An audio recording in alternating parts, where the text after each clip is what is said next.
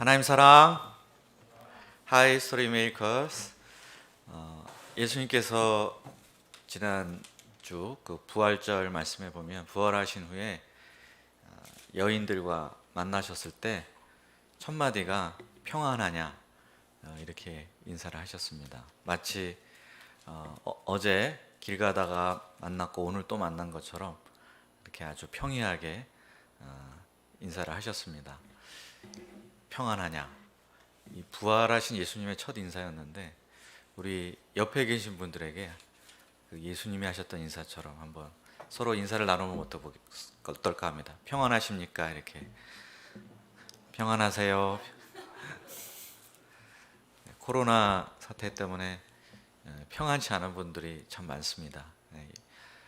그렇지만 우리 부활하신 예수님의 평안이 우리 전 세계에 계신 선교사님들 그리고 아남 일부의 목자님들 또 양들 그 가족들 모두에게 임할 수 있기를 기도합니다. 오늘 말씀의 제목은 은밀한 중에 보시는 아버지입니다. 요절은 마태복음 6장 1절입니다. 우리 다 함께 마태복음 6장 1절 말씀을 읽어보도록 하겠습니다. 시작. 사람에게 보이려고 그들 앞에서 너희 의를 행하지 않도록 주의하라. 그리하지 아니하면 하늘에 계신 너희 아버지께 상을 받지 못하느니라. 함께 기도하겠습니다.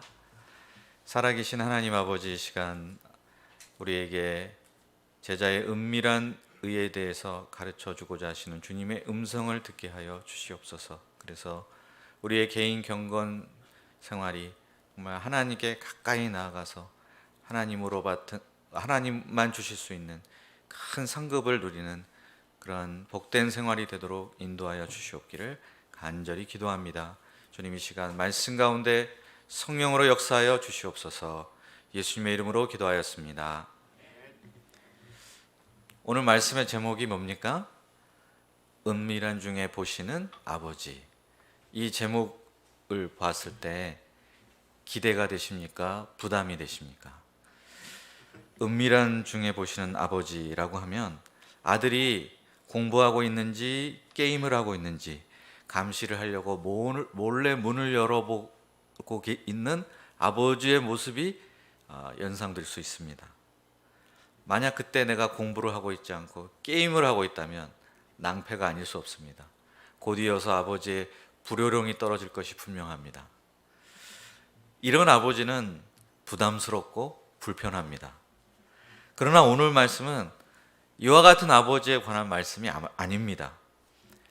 아무도 모르게 내가 좋은 일을 하고 있을 때 남들은 알아주지 않더라도 그 사실을 알아주시는, 그리고 그것을 기억해 주시는 아버지에 관한 말씀입니다. 감시하고 처벌하려는 아버지가 아니라 상을 주시려고 아들에게 깊은 관심을 갖고 계시는 아버지에 대한 말씀입니다.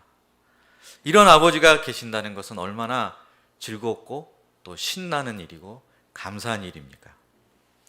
하늘에 계신 아버지는 당신의 자녀들의 손에 쥐어줄 큰 상을 이미 준비하고 기다리고 계십니다. 그런데 문제는 우리가 사람들이 주는 상, 즉 사람들의 인정과 칭찬에 눈이 팔려서 정작 상을 주고자 하시는 그 아버지께 나아가지 않는다는 것이 문제입니다. 우리가 오늘 말씀을 통해서 은밀한 중에 갚아주시는 나의 아버지, 우리의 진심과 숨은 공로를 기억해 주시는 우리의 아버지를 만날 수 있기를 간절히 기도합니다. 1절을 보십시오. 우리 1절을 다시 한번 읽어보도록 하겠습니다. 시작. 사람에게 보이려고 그들 앞에서 너희 의를 행하지 않도록 주의하라. 그리하지 아니하면 하늘에 계신 너희 아버지께 상을 받지 못하느니라. 여기서 너희 의라는 것은 하나님 아버지의 뜻대로 행하는 착한 행실을 가리킵니다. 제자들은 마땅히 이런 의를 열심히 행해야 합니다. 그런데 이런 의를 행하고자 할 때 주의해야 할 것이 한 가지 있습니다. 그것은 사람에게 보이기 위해서 의를 행하지 않도록 주의해야 합니다. 사람은 누구에게나 사람들로부터 인정을 받고 싶은 욕구, 칭찬을 받고 싶은 욕구가 있습니다. 이 욕구가 얼마나 강렬합니까? 그래서 이런 말이 있습니다. 칭찬은 고래도 춤추게 한다. 제가 예전에 페이스북에 칭찬은 고래도 춤추게 한다. 그러나 춤추는 고래는 정상이 아니다. 이런 글을 올려서 많은 사람들로부터 좋아요를 받은 적이 있습니다. 그렇지 않습니까? 춤추는 고래는 정상이 아닙니다. 그렇지만 칭찬만 주어진다면 얼마든지 고래도 춤을 추게 할 수가 있습니다. 제자들도 사람입니다. 그래서 주위 사람들로부터 인정과 칭찬을 받고 싶은 욕구가 있을 것입니다. 그래서 의를 행하되 사람들로부터 칭찬받기 위해서, 인정받기 위해서 의를 행하게 되기 쉽습니다. 그러면 어떤 문제가 발생합니까? 신앙생활의 목적, 경건생활의 목적이 뒤바뀌게 됩니다. 본래 경건생활은 하나님께 더 가까이 가기 위해서, 하나님 앞에 살기 위해서 행하는 것이 신앙생활입니다. 사람들에게 잘 보이려는 것이 신앙생활이 아닙니다. 그런데 이 신앙생활이 변질되어서 사람들에게 잘 보이기 위한 신앙생활이 됩니다. 그렇게 되면 신앙생활의 기쁨이 사라집니다. 사람들에게 매이게 되고 사람들의 눈치를 보게 됩니다. 그럼 얼마나 피곤합니까? 하나님과의 교제로부터 얻을 수 있는 평안이 사라지고 오직 성령만이 우리 내면에 맺히게 하실 수 있는 그 성령의 열매들, 성품의 변화, 인격의 변화 같은 것이 나타나지 않게 됩니다. 이것은 신앙생활이라고 부를 수가 없습니다. 종교생활일 뿐입니다. 하나님에 대해서 늘 말은 하지만 실제로는 하나님을 의식하여 살지 않고 있는, 하나님 앞에 살고 있지 않는 실천적인 무신론자의 삶으로 전락하고 맙니다. 그래서 예수님께서는 당시 유대인들이 3대 경건생활이라고 꼽았던 구제, 기도, 금식의 예를 들어서 제자가 행해야 될 은밀한 의에 대해서 가르쳐 주셨습니다. 그러면 제자들이 행해야 될 은밀한 의는 무엇일까요? 첫째로 은밀하게 구제하라입니다. 구제는 가난한 사람들에게 나의 것을 나누어 주는 선행입니다. 성경은 고아와 과부, 나그네 같은 약자를 돌보는 것이 하나님의 마음임을 가르쳐 주고 있습니다. 돌려받을 생각 없이 내 소유를 곤경에 처한 사람, 가난한 사람들에게 나누어 주는 것은 얼마나 숭고하고 아름다운 일입니까? 그런데 이 아름다운 헌신도 얼마든지 외식의 도구로 전락할 수 있습니다. 2절에 보면 외식하는 자들이 사람에게 영광을 받으려고 회당과 거리에서 나팔을 불며 구제를 했다는 것을 알 수 있습니다. 여기서 나온 외식이라는 말은 밖에 나가서 밥을 사 먹는다는 뜻이 아니라 본래 그리스 연극에서 거기 출연하는 배우들이 얼굴에 썼던 가면, 마스크를 뜻하는 말입니다. 가면을 쓰고 연기를 하듯이 그의 진짜 본 모습, 본래 마음을 숨기고 꾸며낸 경건을 하는 것, 그것이 바로 외식입니다. 속은 전혀 그렇지 않으면서 겉맛 그럴듯하게 번지르하게 꾸며내는 것이 외식이고 위선입니다. 이런 위선에 빠진 사람은 구제를 할 때 나팔을 붑니다. 본래 나팔은 좋은 뜻이 있었습니다. 구제 물품이 도착했을 때 도움이 필요한 사람들에게 구제 물품이 도착했으니 여러분 어서 여기 와서 가져가세요 라는 것을 알려주기 위해서 나팔을 불었습니다. 그러나 외식하는 사람들은 그런 뜻으로 나팔을 불지 않습니다. 여러분, 제가 이렇게 착한 일, 선한 일을 하고 있으니 좀 여기 와서 날 좀 봐주세요. 날 좀 보소. 이렇게 하면서 나팔을 부는 것입니다. 이렇게 하면 그 사람은 사람들로부터 칭찬을 받고 그 사람의 명예가 높아집니다. 그런데 딱 거기까지입니다. 이런 사람은 하나님으로부터 상을 받을 수 없습니다. 그러면 예수님의 제자는 어떻게 구제를 해야 될까요? 3절과 4절을 보십시오. 우리 3절, 4절 말씀을 다 함께 한 목소리로 읽어보도록 하겠습니다. 3절, 4절 시작. 너는 구제할 때에 오른손이 하는 것을 왼손이 모르게 하여 내 구제함을 은밀하게 하라. 은밀한 중에 보시는 너희 아버지께서 갚으시리라. 예수님께서 여기서 상식적으로 잘 이해가 되지 않는 말씀을 하십니다. 어떻게 왼손이 하는 일을 오른손이 모르게 할 수 있을까요? 상식적으로 판단할 때 불가능해 보입니다. 그런데 이 말씀은 그만큼 철저하게 은밀히 구제하라는 뜻입니다. 아무도 모르게 구제를 하게 되면, 아무도 내가 그런 기특한 선행을 했다는 사실을 알 수 없게 됩니다.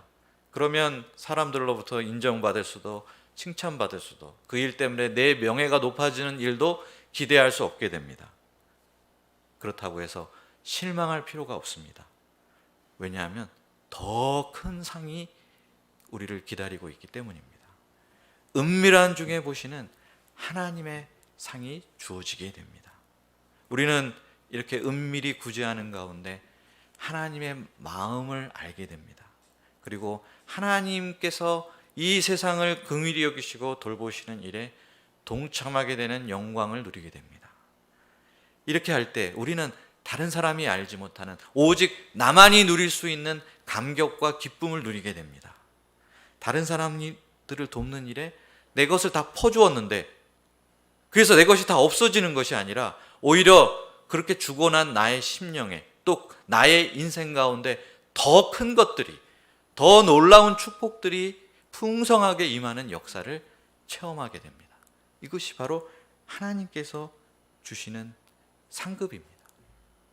우리가 이런 은밀한 구제를 실천하며 하나님의 기쁨에 참여하는 하늘의 상급을 누리는 사람들이 될 수 있기를 기도합니다.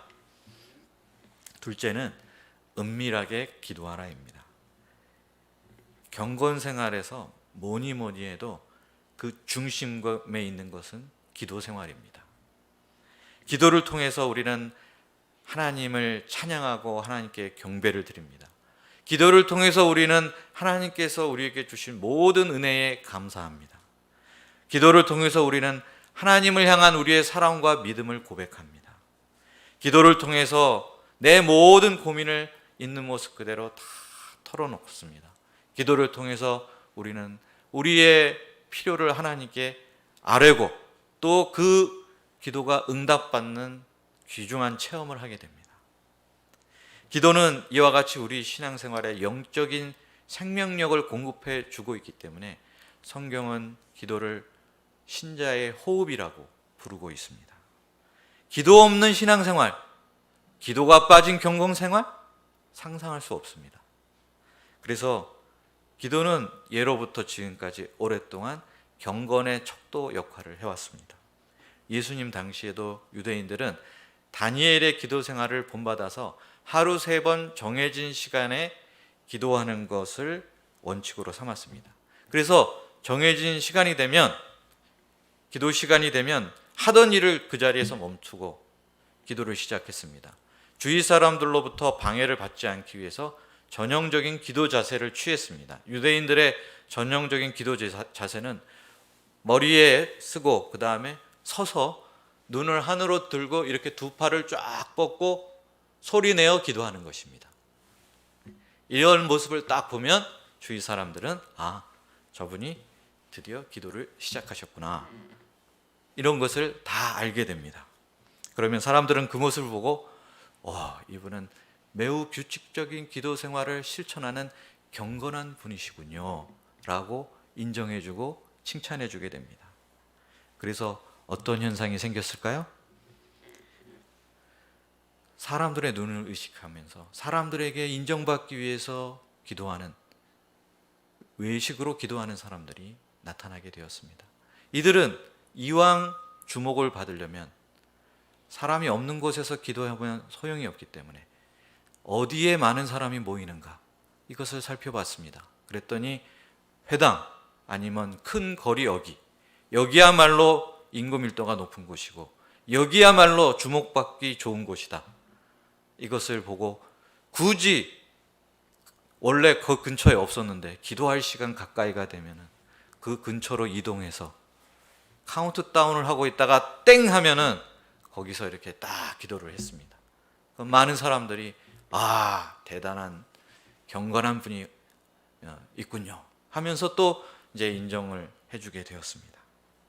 근데 예수님께서는 이런 사람에 대해서 이미 자기 상을 다 받았다 이렇게 말씀하십니다. 그렇지 않습니까?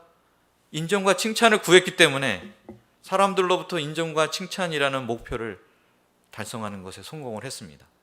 그리고 그것으로 끝입니다.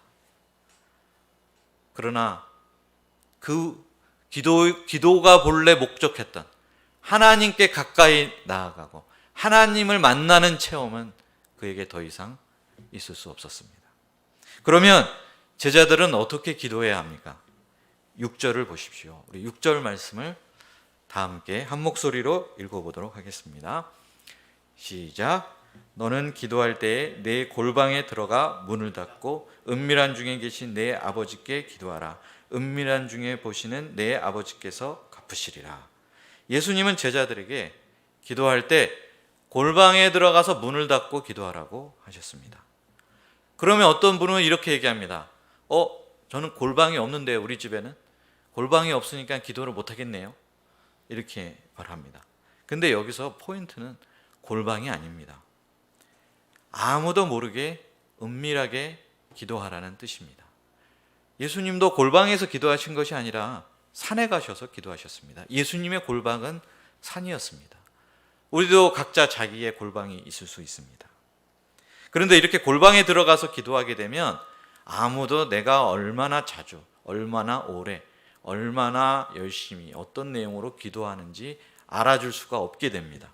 어떤 칭찬도 기대할 수가 없게 됩니다. 그러나 은밀히 기도하는 사람에게는 하나님께서 주시는 상급이 있습니다.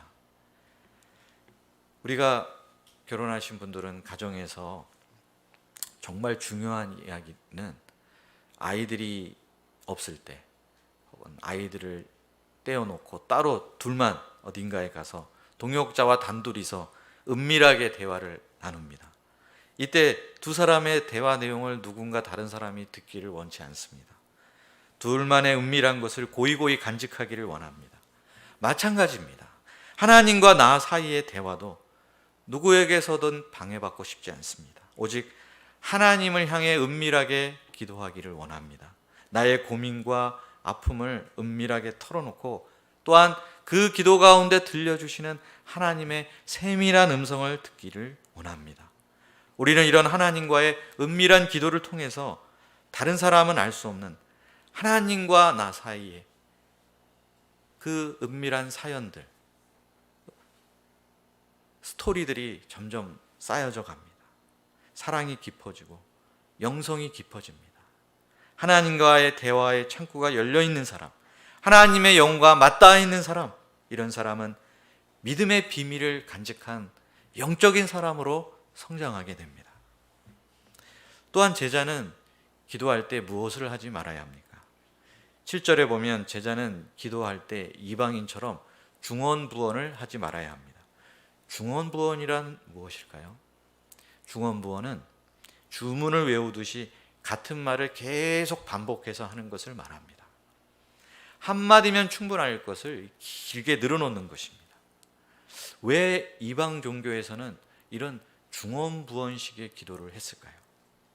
그것은 그들이 한 말을 하고 또 하고 하고 또 하고 해서 계속 말을 해야만 그들의 신이 그 정성이 갸륵하다 그러면서 인정해주고 기도에 응답해 줄 것이라고 기대했기 때문입니다.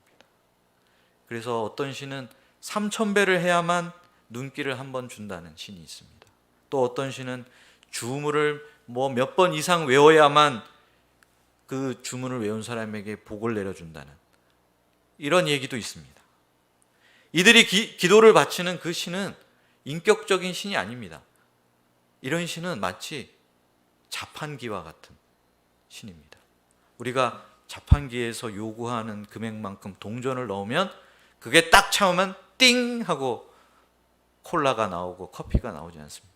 그런 것처럼 기도의 양으로 승부하는 겁니다. 그래서 기도를 채워서 이만큼 하면 자판기처럼 기도하는 사람이 원하는 것을 내놓는 그런 비인격적인 신들에게 기도를 드리기 때문에 그들은 중언부언하는 기도를 하는 것입니다.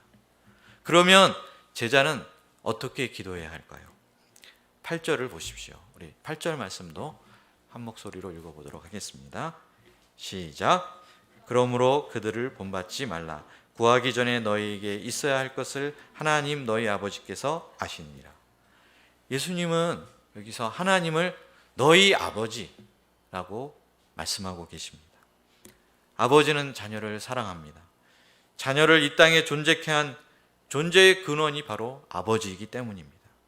자녀가 가진 약함과 아픔을 아버지는 압니다. 또 자녀가 살아가는 데 필요한 것들을 기꺼이 공급하고자 애를 씁니다. 아버지는 자녀 인생의 모든 필요의 공급자가 됩니다. 예수님을 믿는 천국의 자녀들에게 하나님은 이와 같은 아버지가 되십니다. 나를 사랑하시고 나를 기뻐하시는 아버지께서 내가 정말 뭐가 필요한지, 어떤 것이 있어야 하는지를 모르실 리가 있겠습니까? 그렇지 않습니다. 하나님은 하나님의 자녀들이 뭐가 필요한지를 다 알고 계십니다. 심지어는 내가 잘 파악하지 못하고 있는 그런 필요까지도 하나님은 정확하게 알고 계시고, 현재뿐만 아니라 장래의 필요까지도 다 내다보시고 알고 계십니다. 그리고 그것을 우리에게 주시기 위해서 준비하고 계십니다. 그렇기 때문에 우리가 기도할 때 하나님께 나가서 주문 외우듯이 중언부언하는 기도를 할 필요가 없습니다. 억지로 때를 쓰듯이 기도할 필요도 없습니다.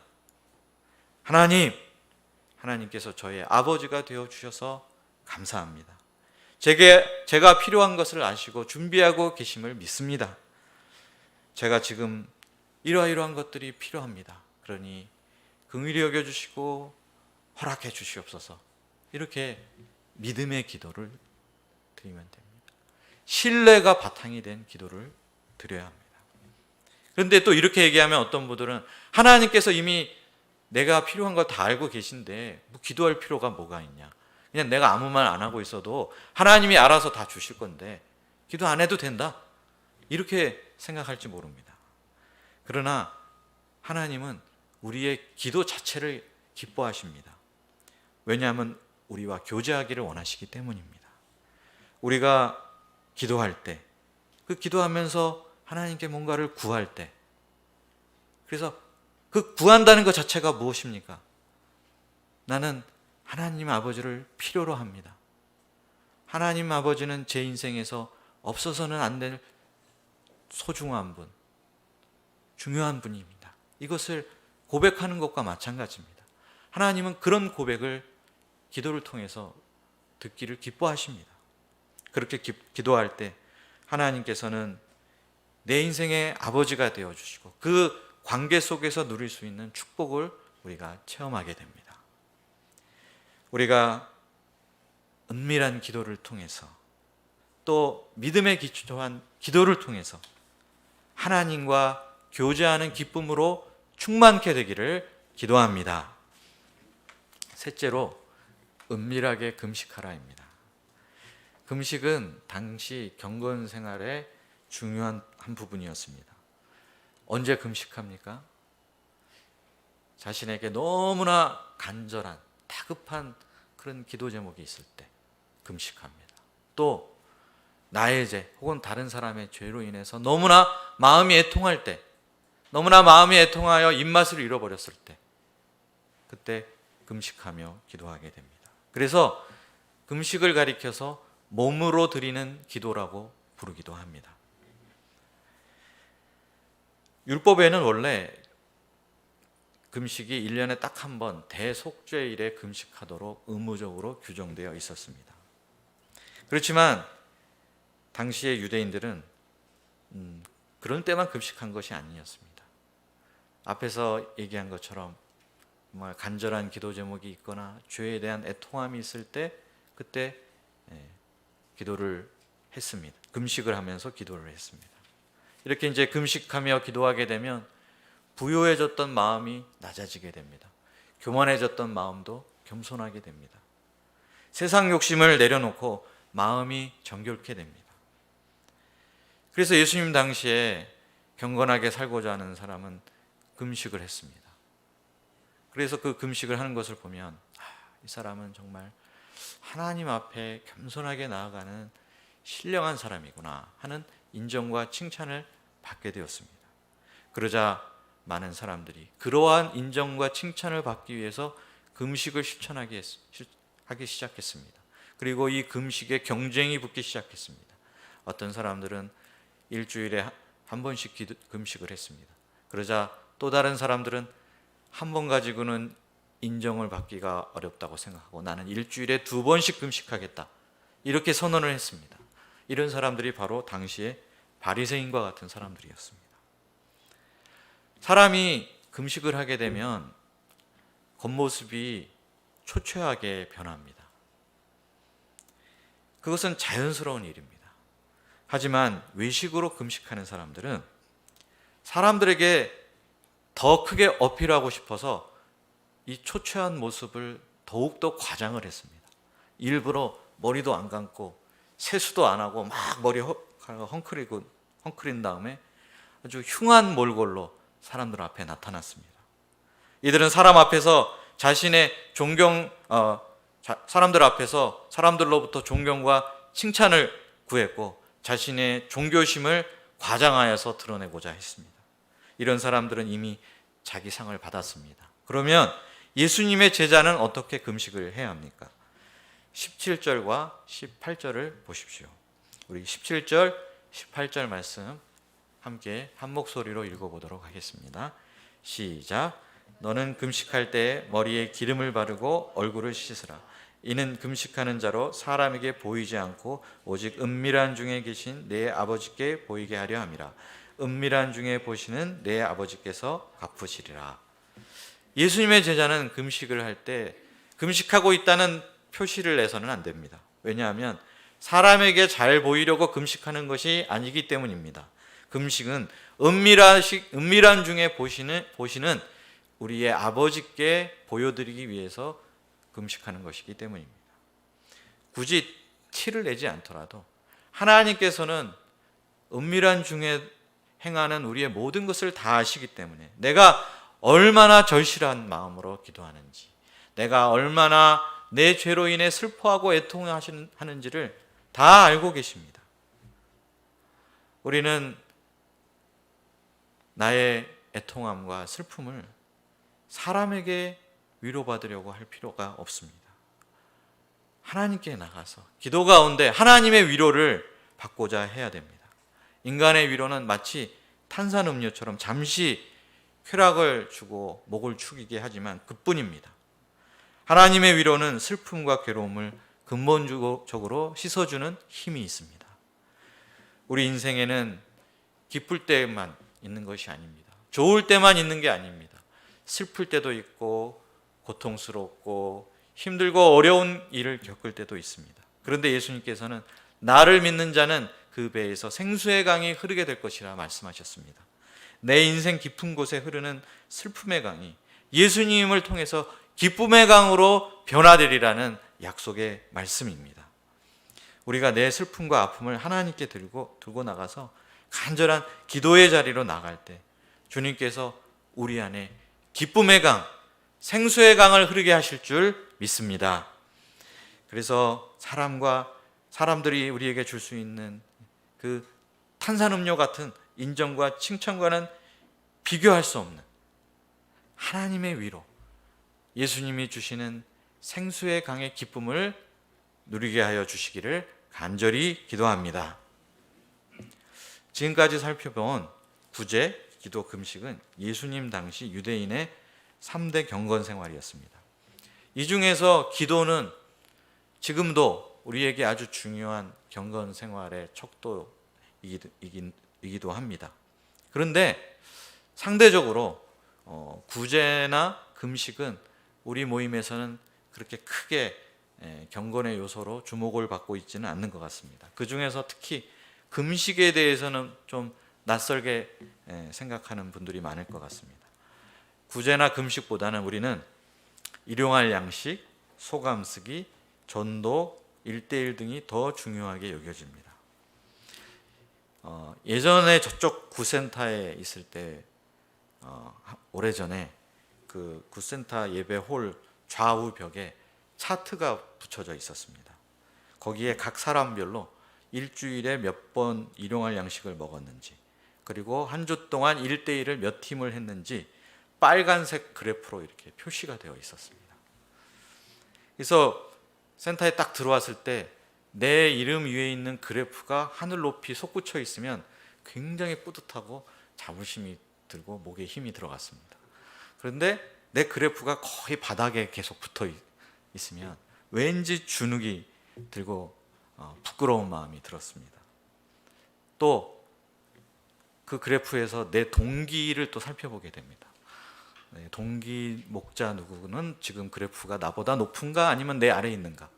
나보다 아래에 있으면 굉장히 안심이 되고 마음이 편해지는데, 나보다 내 동기의 그래프가 더 높이 솟아 있으면 왠지 마음이 부글부글하고 이럴 수는 없지 하는 생각이 들게 됩니다. 그래서 그런 경쟁 심리에서 열심히 양식도 먹고 1대1도 하기도 했었습니다. 그런데 보십시오. 지금은 어떻습니까? 그래프가 있습니까? 그래프가 없어졌습니다.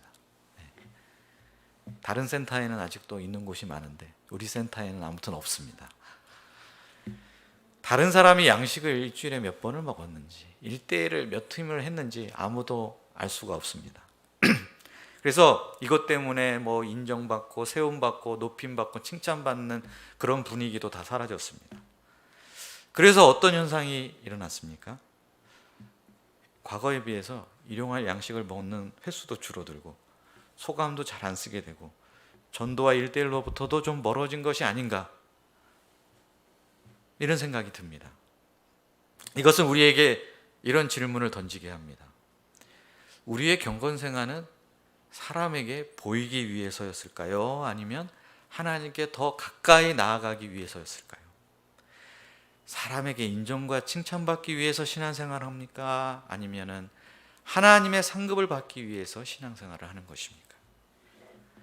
사람의 주목과 칭찬이 예전만 같지 못한 지금이야말로 우리가 진정한 경건 생활에 들어가기 좋은 때가 아니겠습니까? 외식과 위선을 벗고 하나님과의 친밀한 교제와 만남의 세계로 들어가야 할 때입니다. 우리는 사람들로부터 인정받기 위해서 기도하고 양식 먹는 거 아닙니다. 우리는 하나님께 가까이 나가기 위해서, 그래서 하나님이 주시는 상을 받기 위해서, 결국 나를 위해서 기도하고 말씀을 묵상하고 전도하고 1대1을 하는 것입니다. 이미 많은 분들이 이와 같은 참된 경건의 세계로 들어가서 그곳에서 풍성한 영적인 유익을 누리고 계십니다. 그런데 그분들은 예수님이 가르쳐 주신 대로 은밀하게 경건 생활하고 있기 때문에 잘 드러나고 있지 않을 뿐입니다. 그러나 언젠가는 이 은밀한 의가 반드시 삶의 열매로 나타나게 될 것입니다. 드러나지 않을 수 없게 됩니다. 예수님은 지난번 말씀에서 제자들에게 너희 아버지의 온전하신 것 같이 너희도 온전하라고 말씀하셨습니다. 누가 온전해질 수 있을까요? 하나님 아버지의 온전하심을 많이 체험하고 경험한 사람, 그 하나님과 친밀한 교제를 누릴 수 있는 사람만이 온전한 삶을 살 수 있게 됩니다. 자연스럽게 하나님의 온전하심을 닮아가고 배워가기 때문입니다. 그래서 은밀한 의가 뒷받침되지 않고는 제자의 탁월한 의도 나타날 수가 없습니다. 우리가 돋보기를 가지고 빛을 모으면 그 모은 빛으로 종이도 태울 수 있고 나무도 태울 수 있습니다. 경건의 능력도 마찬가지입니다. 경건의 능력을 모으면 우리가 그 경건을 통해서 시험을 이기고 죄를 이기고 죽은 권세를 이기고 승리할 수 있습니다. 세상을 변화시킬 수 있습니다.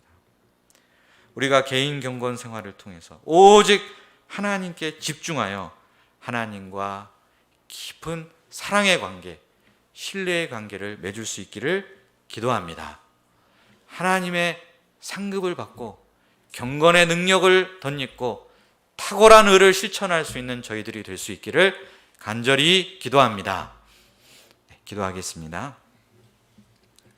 살아계신 하나님 아버지, 오늘 말씀을 통하여서 제자들의 경건 생활의 중요성, 그리고 그 경건을 실천할 때 사람의 인정과 칭찬을 구하지 아니하고 오직 하나님의 상급을 바라며 은밀한 의를 실천해야 함을 배웠습니다. 하나님 아버지, 우리 가운데 이 경건에 힘쓰지 못하고 있는 사람이 있다면 주님, 하나님의 상급을 바라보는, 하나님의 상을 받고자 하는 열망을 허락해 주시옵소서.